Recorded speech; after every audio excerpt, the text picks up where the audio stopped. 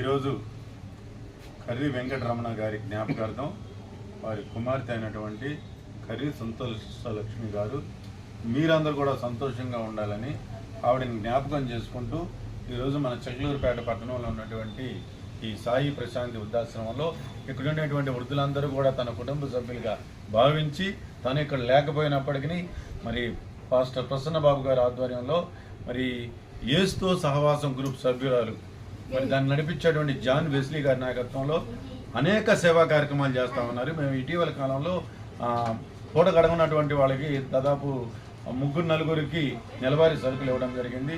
అంతేకాకుండా మరి అనారోగ్యంతో ఉన్నటువంటి పేద పిల్లలకి వాళ్ళ సహాయార్థం మరి పుస్తకాలు, ప్యాడ్లు, అదేవిధంగా మంచి ఆహారం కూడా పంపిణీ చేయడం జరిగింది. మరి వాళ్ళు చేస్తున్నటువంటి సేవలు గుర్తుంచుకొని మరి మీరు మీ యొక్క వ్యక్తిగత జీవితంలో, ప్రార్థనా జీవితంలో వారి కుటుంబాల గురించి కూడా ప్రార్థన చేయాలని, దాన్ని నడిపిస్తున్నటువంటి మన ప్రసన్న బాబు గారి కుటుంబం గురించి, అదేవిధంగా జాన్ వెస్లీ గారి గురించి, ప్రతి ఒక్కరి గురించి ఇట్లాంటి సేవా కార్యక్రమాలు ఇంకా ఎక్కువ మంది ముందుకు వచ్చి ఎవరు కూడా మన చుట్టూ ఆకలితో అలమటించకూడదు, ఎవరు ఇబ్బంది పడకూడదు.